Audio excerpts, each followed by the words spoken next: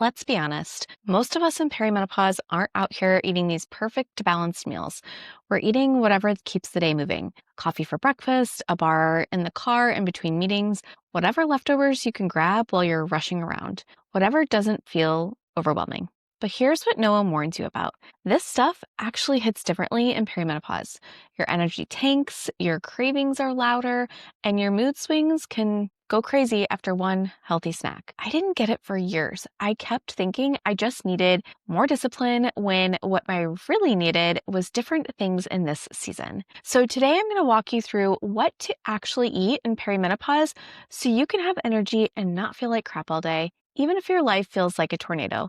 And we're going to keep it real. No fancy recipes, no unrealistic wellness scroll routines, just food that supports your hormones, gives you more energy, and makes this day feel a little bit more manageable. So let's get into it. The first thing that moves the needle the fastest, and honestly, it's the one that most of us skip because we're rushing through our mornings and survival eating through most of the day. But once you get this piece right, everything else becomes easier. You need protein first, not as an afterthought, because most women eat protein last, and that's why they feel stuck. Here's the deal. Protein is like a foundation of a house. If you skip it or you barely eat any until dinner, everything else feels totally off. Think about it. You wake up, you grab coffee, maybe a piece of toast or a muffin if you're lucky, and by 10 a.m., you're already hungry and hunting for snacks. So by lunch, you're so hungry that you could eat the entire pantry. Sound familiar?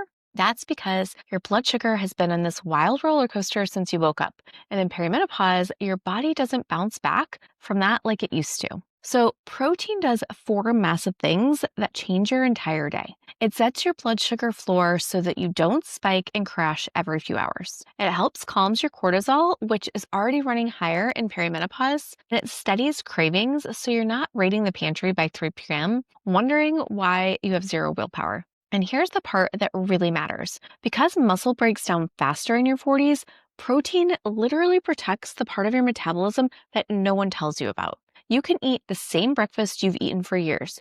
Oatmeal, a smoothie, avocado toast, and suddenly when you hit perimenopause, it hits you completely different. You're hungry an hour later, your energy crashes, and you spend the whole day chasing that stable feeling that you used to have naturally. But I want you to know that this is just how your body needs more support now.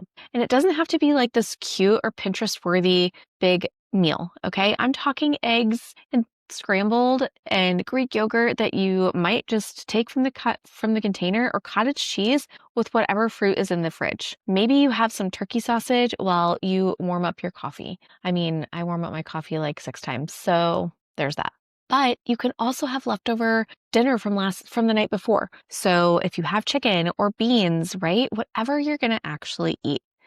And here's something that I want you to really consider. You want to aim for at least 25 to 30 grams of protein every meal. Look, I know it sounds like a lot, but the more consistent you are with it, the better off you're going to be. So that's about 3 eggs, a cup of Greek yogurt, or a palm-sized piece of protein. So inside the collective, I actually show you how to build these meals using my Easy Plate system. Now, once you've got that protein foundation, the next piece is what makes or breaks your afternoon energy. And almost no one talks about it, but it's the difference between feeling really good and feeling like you're constantly fighting your own body. And that is you need color and fiber to blunt hormone swings. So if your meal feels healthy, but you're still bloated or exhausted, or maybe you're even reaching for snacks about an hour later, you're probably missing this. And here's the thing. Color and fiber aren't about being a perfect eater or making your plate look like a rainbow for Instagram. They're about hormone support. And in perimenopause, this becomes non-negotiable. Because here's what's happening in your body right now. Your estrogen is like a teenager learning to drive, all over the place, hitting your brakes too hard, accelerating when you don't expect it, and your body needs specific nutrients to help manage that chaos. So think of color and fiber like guardrails on a winding mountain road. They keep you from veering off into hormone hell. Color gives your body the antioxidants and the micronutrients that help regulate that estrogen. And those deep purples and bright oranges and dark greens, they're literally helping your liver process your hormones more efficiently. And fiber does 3 incredible things. It slows down your glucose spikes so your energy doesn't crash 90 minutes after you eat. It helps keep you full longer so you're not constantly thinking about food. And the big one, fiber literally helps escort old estrogen out of your body through digestion. And this matters so much in perimenopause because estrogen can build up and recirculate, making you feel puffy and moody and super exhausted. So fiber is like having a really good cleanup crew.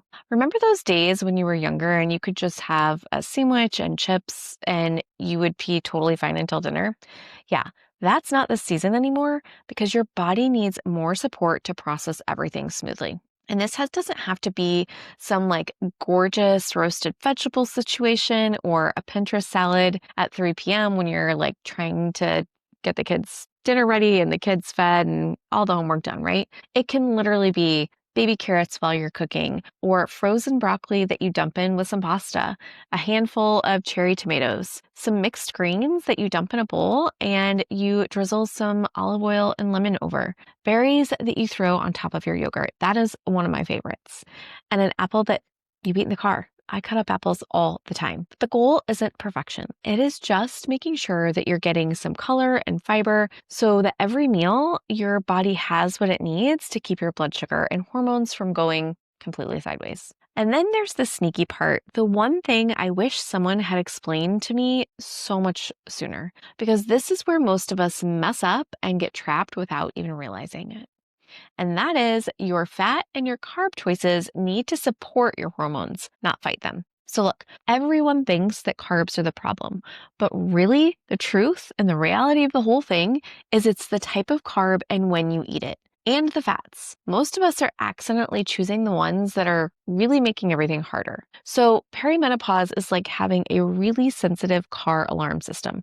Okay, everything sets it off, right? You've been around where you could just walk by a car and it will set off the alarm. Well, that's what happens in perimenopause. Your stress and your hormones and your blood sugar and hunger cues are getting thrown around like a toddler with a glitter bottle. And suddenly, the foods that used to be fine are now just totally making you feel like garbage. So your fats and your carbs matter, not because you need fewer of them, but because you need smarter ones that work with your body instead of against it. So let's talk about carbs first, because your body actually needs carbs for steady energy and hormone production. Cutting them out completely is like trying to run your car without gas. But here's the thing. Some carbs are like premium fuel, and others are like putting sugar directly in your gas tank. The carbs that support you are healthy carbs like potatoes and rice and oats, fruit, beans. These come with fiber and nutrients and the color, and they give you the steady energy and they don't make you crash. The carbs that fight you is really anything that's ultra processed with a million different ingredients and refined sugars and things that spike your blood sugar so fast that your body goes into panic mode. So fats? Fats are literally hormone builders. They help you stay fuller longer and they calm your nervous system, which is huge in perimenopause, especially for irritability and anxiety. And they help your body absorb all those nutrients from colorful foods we just talked about. But here's where it starts to get a little tricky. The problem isn't the fats. It's the junk oils that things are cooked in. The vegetable oils, the seed oils, canola oil, these things create inflammation in your body. And when you're already dealing with hormone chaos, the last thing that you want is more inflammation piling on. It's like trying to put out a fire with gasoline instead of water. So, what does this actually look like? Instead of crackers, which are usually just refined flour and cheap oils, try sweet potatoes or fruit with your protein. Instead of that healthy granola, which most of them are like dessert with good marketing, try oats with Greek yogurt or eggs and toast made with real ingredients. Instead of packaged protein bars, why don't you try cottage cheese with berries or apple slices or almond butter? And when you're cooking, swap vegetable oil and canola oil for olive oil or avocado oil. Your body will actually thank you. This is the stuff that makes you feel human in the evenings instead of foggy and cranky and like you could eat everything in sight.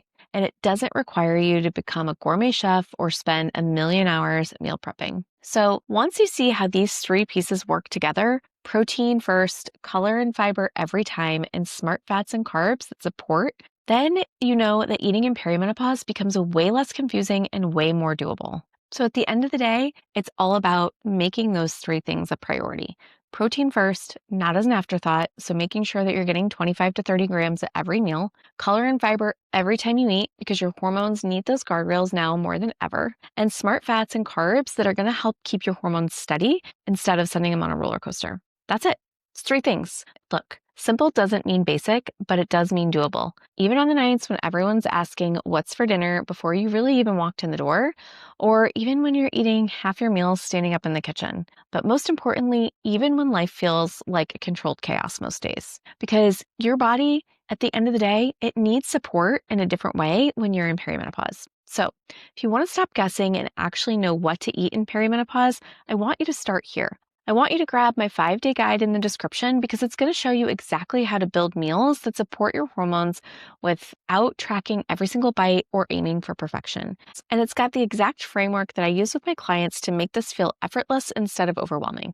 And if you want this kind of clarity every week, along with support from other women going through the exact same thing, that's exactly what we do inside the collective.